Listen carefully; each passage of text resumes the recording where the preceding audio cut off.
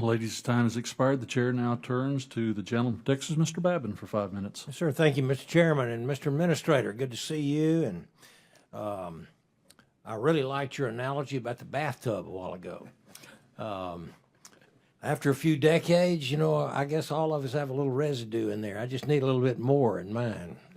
But thank you so very much. Amen. For what you're doing and your inspiration. And I say that very, very sincerely, talking about STEM and the excitement and the inspiration that NASA instills in our youth to go forward, to create these wizards. So it's very exciting. Thank you. I'd like to start by keeping priority programs, talking about this on track and submitting a FY25 budget request that largely complies with the Fiscal Responsibility Act that the President signed in May. And as we work on the FY25 request, we also have to finalize the FY24 budget. I'd like to work with you to ensure that NASA remains on track despite the challenging budget environment that we find ourselves in now.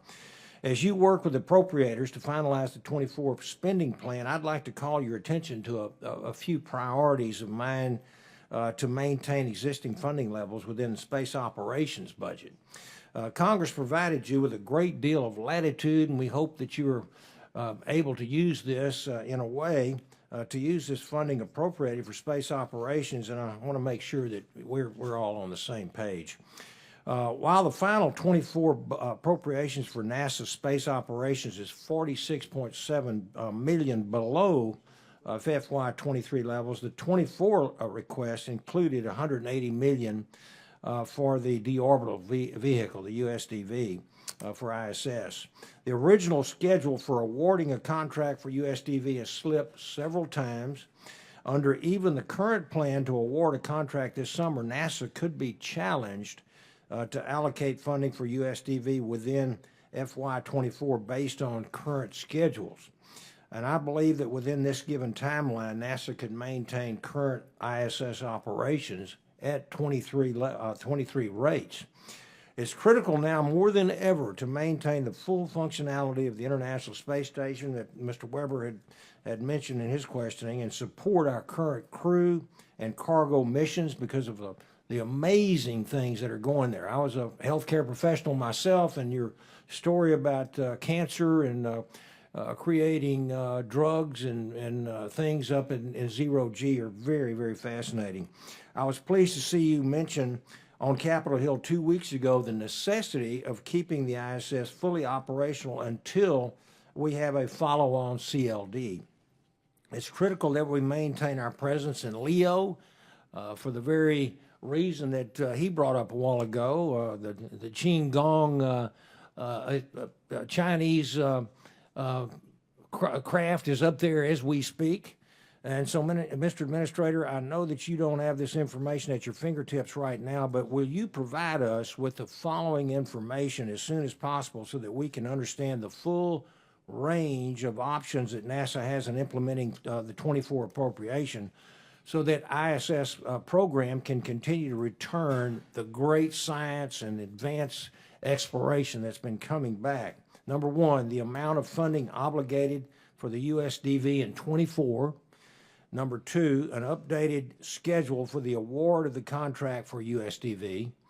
Number three, a list of full-time equivalents and work year equivalent personnel for the ISS program for each fiscal quarter for the last 5 years.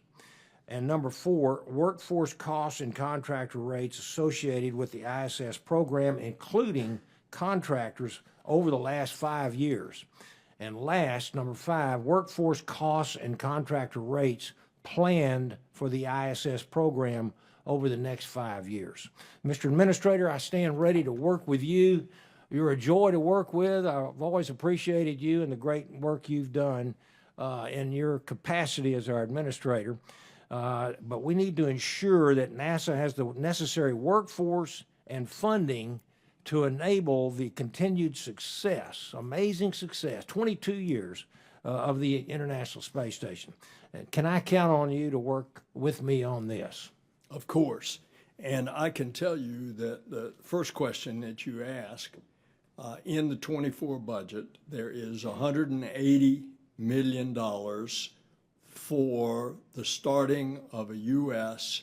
deorbit vehicle, which I am begging the Congress in the next emergency appropriations bill, the one that will address Guam and the Typhoon for the Department of Defense as well as NASA, that you include within that, in the argument that I made earlier in the hearing, that is an emergency because we don't know what President Putin's going to be doing. Right. And therefore, we cannot count that we will have the cooperation all the way through the next 6 years in order to be able to deorbit the station safely into, most of it will burn up, but the big chunks that are left, to put them safely in the graveyard in the southern Pacific Ocean.